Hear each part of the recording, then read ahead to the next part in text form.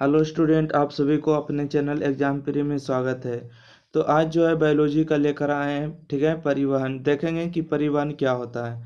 तो इसमें देख लेते हैं कि परिवहन की भूमिका। सभी जीवों में परिवहन के अलग अलग भूमिका होते हैं। ठीक है, तो वीडियो अच्छा लगे तो लाइक शेयर, चैनल को सब्सक्राइब करिएगा। वीडियो से ज़्यादा शेयर करिएगा अपने दोस्तों के पास।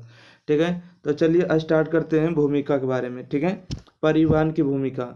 तो देखिएगा, कुछ जीवों को छोड़कर, ठीक है, कुछ जीवों को छोड़कर सभी जीवों के शरीर में यानी कि अरबों कोशिकाएं पाई जाती है। ठीक है, सभी जीवों की तो बात नहीं करते हैं। ठीक है, जो बड़े बड़े जीव होते हैं उन सभी जीवों में के शरीर में जो अरबों कोशिकाएं पाई जाती हैं और सभी कोशिकाओं की उपचय की क्रियाओं को सुचारू रूप से चलाने के लिए आवश्यक पदार्थों की आवश्यकता होती है। ठीक है, आवश्यक पदार्थों की आवश्यकता होती है। इसके अलावा कोशिकाओं में उपचयिक क्रियाओं के स्वरूप कुछ हानिकारक पदार्थ का भी निर्माण होता है। ठीक है, अगर शरीर में जब भोजन को खाते हैं, ठीक है, जब शरीर में जब जाता है तो सभी पदार्थ आपके लाभदायक नहीं होगा। कुछ पदार्थ क्या होते हैं, हानिकारक भी होते हैं। ठीक है, हानिकारक का भी निर्माण होता है। आवश्यक पदार्थों की पूर्ति तथा हानिकारक पदार्थों का बाहर निकलना जीवों को जीवित रहने के लिए अत्यंत आवश्यक है। ठीक है, अगर जीव को जीवित रहना है तो जो भी हानिकारक पदार्थ आपका पेट में या शरीर में निर्माण हुआ तो उसको क्या करना है, बाहर निकालना होगा। ठीक है, और जो आपके काम लायक है उसको जीवित रहेगा शरीर में। ठीक है, तो इसलिए आपको आवश्यक हो जाता है। तो देखिएगा, तो जीवों में परिवहन वह जैविक क्रिया है। ठीक है, जीवों में परिवहन वह जैविक क्रिया है जिसमें उपयोगी पदार्थ शरीर के किसी एक भाग से सभी कोशिकाओं में ले जाया जाता है। ठीक है, यानी कि शरीर के किसी एक भाग से सभी कोशिकाओं में ले जाया जाता है एवं कोशिकाओं में निर्मित हानिकारक पदार्थ कोशिकाओं से किसी विशेष अंग में पहुंचाए जाते हैं जहां से इसका निष्कासन शरीर के बाहर होता है। शरीर में पदार्थों को एक स्थान से दूसरे स्थान तक ले जाना परिवहन कहलाता है। ठीक है, यानी कि शरीर में पदार्थ के एक स्थान से दूसरे स्थान तक ले जाना क्या कहलाता है, तो परिवहन कहलाता है। ठीक है, अब आगे देखते हैं कि परिवहन किसे कहते हैं। ठीक है, आपके एग्जाम में पूछा जाता है कि परिवहन किसे कहते हैं। तो आइए इसको हम समझ लेते हैं। जीवों में परिवहन एक ऐसी क्रिया है जिसमें उपयोगी पदार्थ शरीर के किसी एक भाग से सभी कोशिकाओं में पहुंचाए जाते हैं एवं कोशिकाओं में निर्मित हानिकारक पदार्थ को कोशिकाओं से किसी विशेष अंग में, ठीक है, किसी विशेष अंग में पहुंचाया जाता है जहां से इसका निष्कासन शरीर से के बाहर होता है। ठीक है, जहां पर पहुंचाया जाता है वहां पर इसका शरीर के क्या होता है, निष्कासन होता है। अतः शरीर के पदार्थ से एक स्थान से दूसरे स्थान तक ले जाना परिवहन कहलाता है। ठीक है, यानी कि शरीर के एक स्थान से दूसरे स्थान तक पदार्थ को ले जाना क्या कहलाता है, परिवहन कहलाता है। ठीक है, अब इसी तरह से बात करें कि पौधे में परिवहन किस तरह से होते हैं। ठीक है, तो पौधे में परिवहन का वर्णन करेगा तो यहाँ पर आपका आंसर होगा कि पौधे में जीवों की अपेक्षा कम क्रियाशील होता है। ठीक है, पौधे में जीवों की अपेक्षा कम क्रियाशील होता है, इसलिए इसका परिवहन तंत्र सरल होता है। इसका परिवहन तंत्र क्या होता है, सरल होता है। पौधे विसरण विधि के द्वारा श्वसन की क्रिया में ऑक्सीजन प्राप्त करते हैं तथा कार्बन डाइऑक्साइड को वातावरण में मुक्त करते हैं। ठीक है, पौधों की पत्तियां में एक सूक्ष्म छिद्र पाया जाता है जिसे स्टोमाटा कहते हैं। ठीक है, पौधों की पत्तियां में एक सूक्ष्म मतलब छोटा सा छिद्र पाया जाता है जिसे क्या कहते हैं, स्टोमाटा कहते हैं।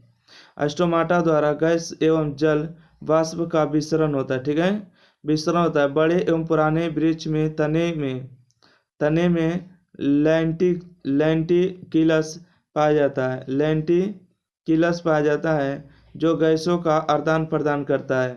जड़ों की कोशिकाओं में स्वतंत्र रूप से गैस का विसरण मिट्टी के कण के बीच वायु द्वारा होती है।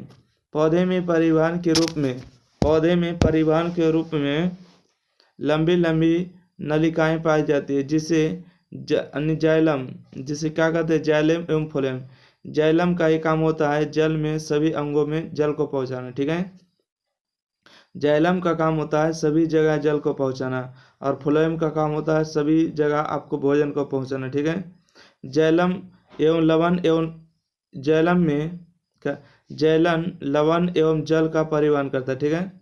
आपको यहाँ पर देखिए बताया है कि जैलम का काम होता है कि जल एवं लवण का परिवहन करता है, ठीक है। और फ्लोएम जो है पत्तियां में तैयार करता है भोजन, ठीक है।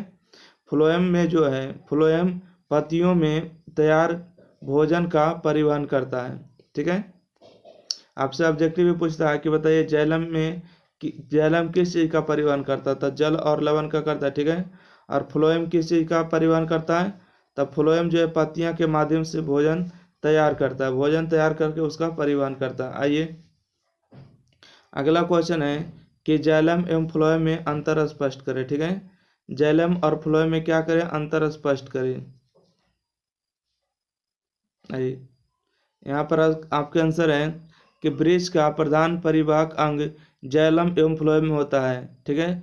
दोनों अलग अलग कार्य को संपन्न करते हैं, जैसे, ठीक है।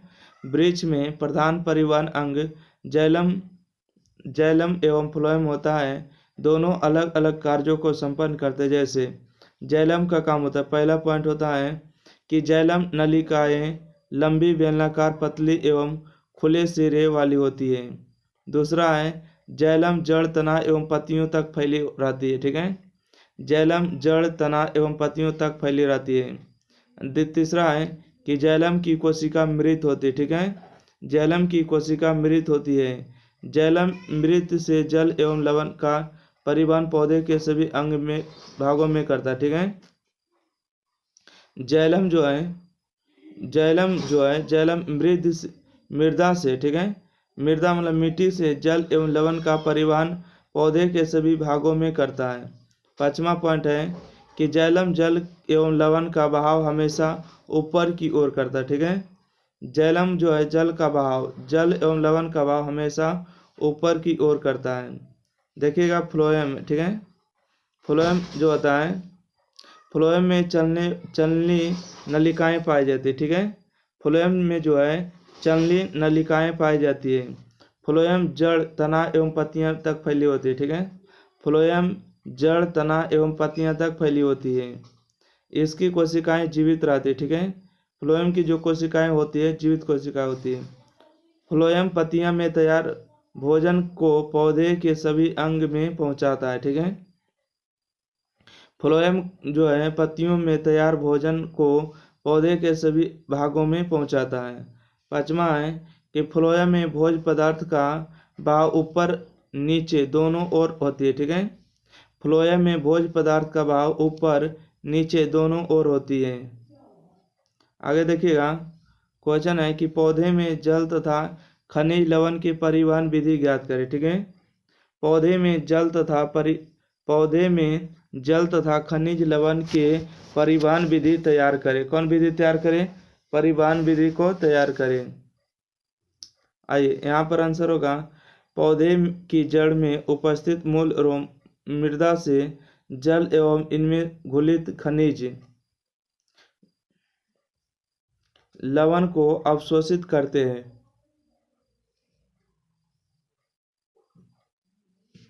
अवशोषित जल एवं खनिज लवण बाहरी त्वचा कार्टेक्स या मूल ब्लूक्ट की कोशिकाएं द्वारा होते हुए अंतः त्वचा एवं जाइलम में प्रासरण विधि द्वारा पहुंचता है, ठीक है। जड़ों में उपस्थित जाइलम नलिकाएं तनों में उपस्थित जाइलम नलिकाएं से 8 जुड़ी होती है, ठीक है। इस प्रकार तनों की नलिकाएं पत्तियों में उपस्थित नलिकाओं के साथ जुड़ी रहती है। अवशोषित जल, ठीक है। अवशोषित जल एवं खनिज इन नलिकाएं द्वारा होते हैं हुए पत्तियों में पहुंचते हैं। इस प्रकार प्राणी परिवहन, ठीक है। इस प्रकार परिवहन की क्रिया पूरी होती है। अगला कहते हैं कि वाष्पोत्सर्जन क्या है, ठीक है। वाष्पोत्सर्जन क्या है, देखिए वाष्पोत्सर्जन इसलिए कर देते हैं कि पौधे के विभिन्न भागों से जल का स्टोमाटा के द्वारा वाष्प के रूप में निकलना निकालने की क्रिया को बाष्पोत्सर्जन कहते हैं। ठीक है, बाष्पोत्सर्जन अगर नहीं करेगा तो सूर्य की प्रकाश की जो धूप होती है उसे जल को सोख लेगा। ठीक है, और जब सोख लेगा तब सूर्य से प्रकाश की धूप में जब नहीं रहेगा बाष्प मतलब कि जल की मात्रा, तो भोजन किस प्रकार से बनाएगा। तो इसलिए पेड़ पौधे जो है बाष्पोत्सर्जन करते हैं। ठीक है, देखिएगा पौधे के विभिन्न भागों से जल का स्टोमाटा के द्वारा भाप के रूप में निकालने की क्रिया को बाष्पोत्सर्जन कहते हैं।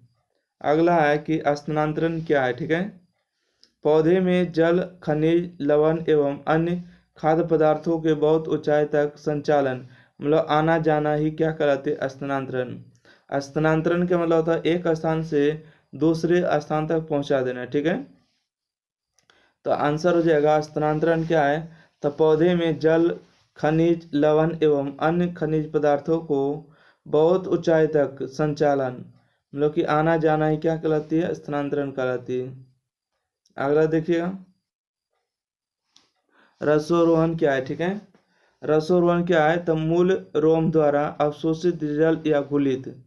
ठीक है, रसोरोहण क्या है, तो मूल रोम द्वारा अवशोषित जल या घुलित लवण युक्त जल का जड़ से ऊपरी की ओर तना सा प्राणी में पहुंचना रसरोहण कहलाता है। ठीक है, लवण युक्त जल का जड़ से ऊपरी की ओर तना तक प्राणियों में पहुंचना रसरोहण कहलाता है।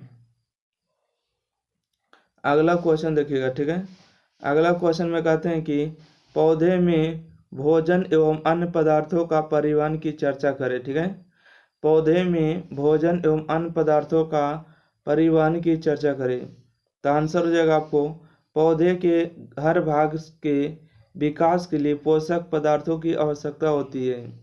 पत्तियों की उनकी मीजोफिल कोशिकाओं में प्रकाश संश्लेषण द्वारा पत्तियों में भोजन तैयार होता है। यह भोजन ग्लूकोज के रूप में होता है। पदार्थों को परिवहन पौधे के एक भाग से दूसरे भाग में तरल मतलब लिक्विड के रूप में होता है। इन पदार्थों का परिवहन फ्लोएम के द्वारा होता है। इन पदार्थों का परिवहन फ्लोएम के द्वारा होता है।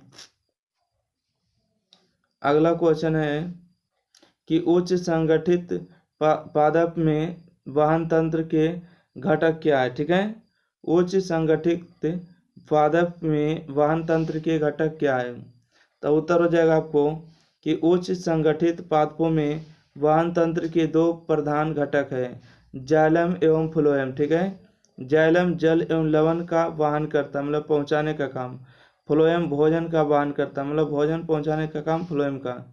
ठीक है, आपको भूल जाइएगा तो यहाँ से रखिएगा, जा से जल होता है, जा से जाइलम होता है, फ्लोएम मतलब फल, और फल मतलब भोजन। ठीक है, अब फ्लोएम से किसे होता है, भोजन का परिवहन करता है।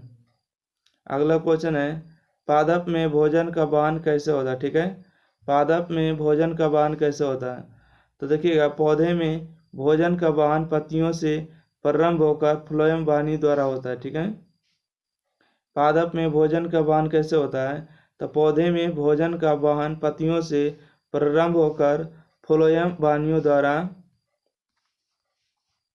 पूरे पादप शरीर में होता है। ठीक है, फ्लोएम वाहिनी में चलनी नलिकाएं पाई जाती है। इस नलिका से भोजन का वहन अधिक सांद्रता से कम सांद्रता की ओर होता है। ठीक है, अधिक सांद्रता से कम सांद्रता की ओर होता है। अगला क्वेश्चन है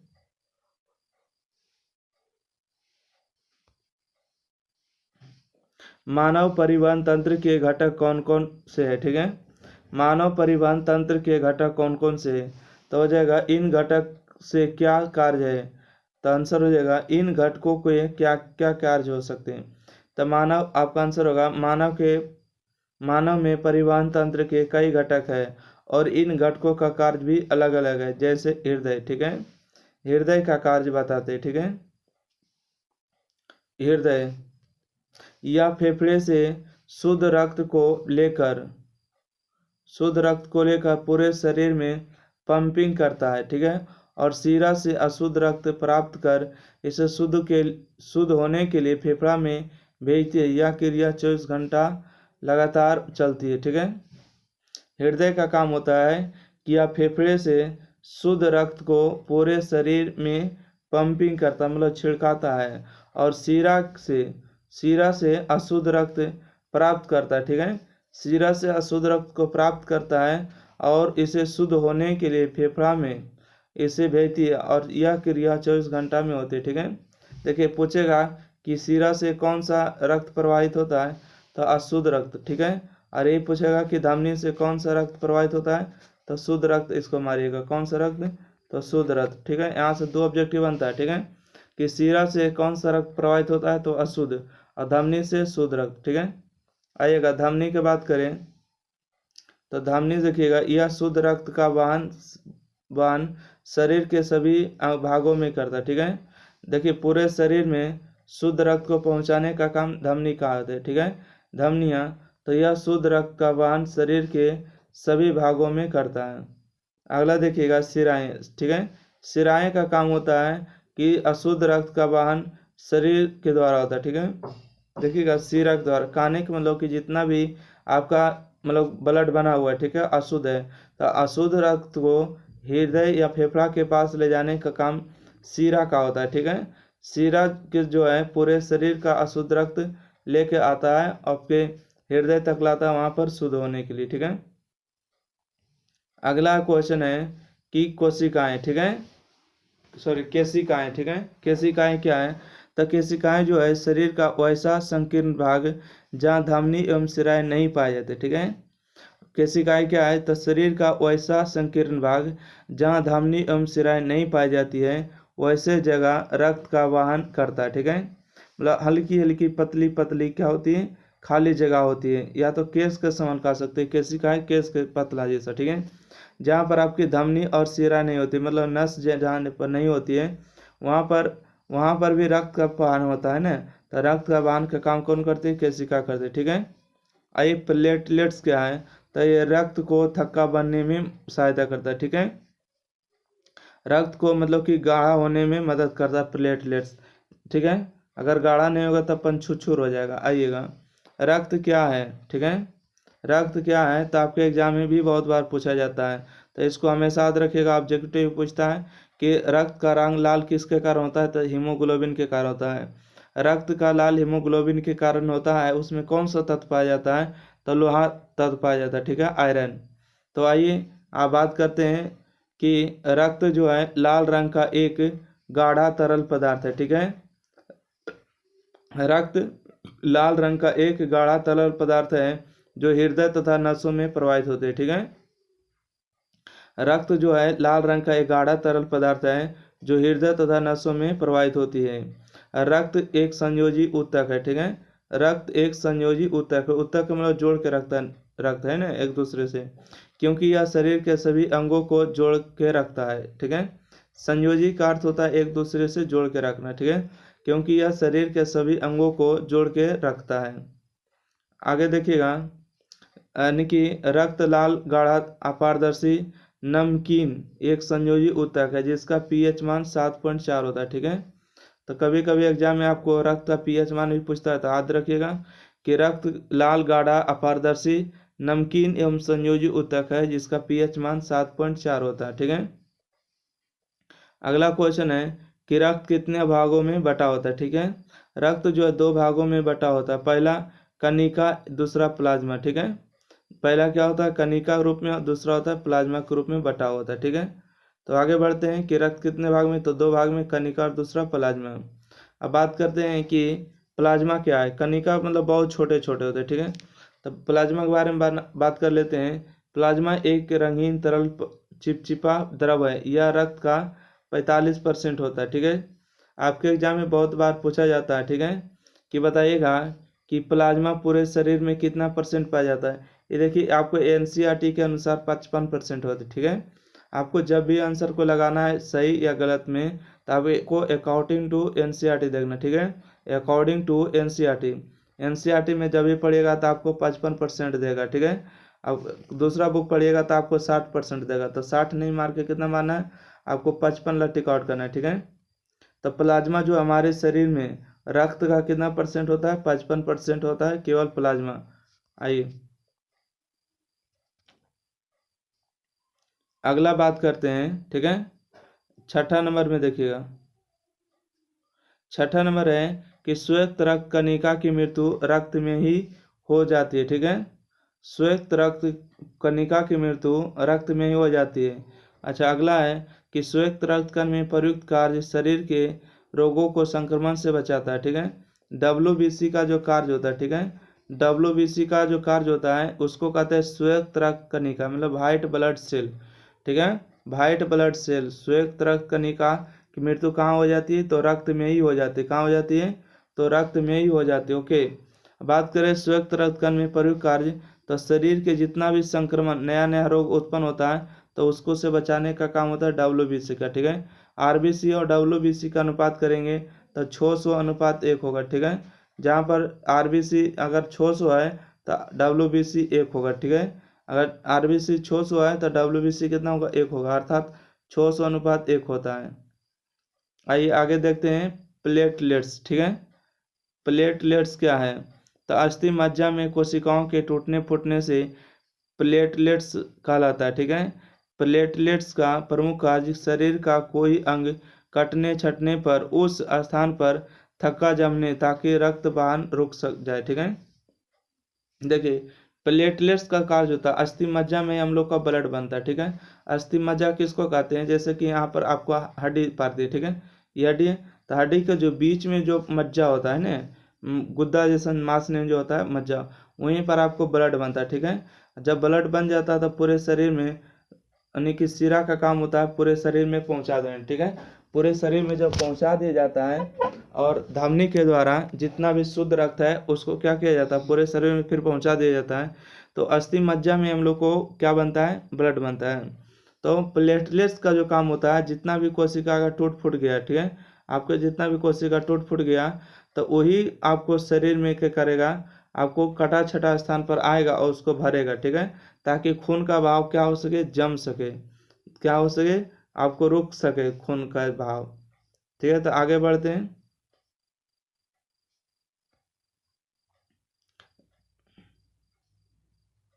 देखिएगा, अस्थि मज्जा का भाग निर्माण करता है, ठीक है, उसका निर्माण करता है। प्लाज्मा के 92% जल एवं 1% विलेय पदार्थ होते हैं, जैसे प्रोटीन, लवण, हार्मोन, यूरिया, CO2, O2 एवं हेपरिन होता है, ठीक है। हेपरिन भी एक ऐसे पदार्थ होता है जो जब कभी आपका नस कट गया या तो हाथ कट गया, ठीक है, तो हवा के संपर्क में जा आता है तो हेपरिन भी क्या करता है? छोड़ देता है काम करना, जिसके कारण से वहाँ पर खून का जमाव होने लगता है। जैसे हेपरिन खत्म होता है तो वहाँ से प्रोन्थोबिन हार्मोन आने लगता है, ठीक है। वैसे प्रोन्थोबिन आएगा तो आपके खून का बहाव धीरे धीरे जम जाएगा, ठीक है। देखिएगा, हमारे रक्त में हिपरिन नामक प्रोटीन पाया जाता है जो शरीर के अंदर रक्त को जमने नहीं देता, ठीक है। आपको हिपरिन नामक जो प्रोटीन होता है आपके शरीर में पाया जाता है, ठीक है। जो प्रोटीन जो होता है, जितना भी शरीर है अंदर, शरीर रक्त के जो है अंदर है, उसको आपको जमने नहीं देता, ठीक है। जैसे ही आपके नस कट जाता है, हाथ कट जाता है, तो वैसे हवा के संपर्क में आता है। हवा के संपर्क में जैसे आता है हेपरिन नामक क्या प्रोटीन क्या हो जाता है? नष्ट हो जाता है।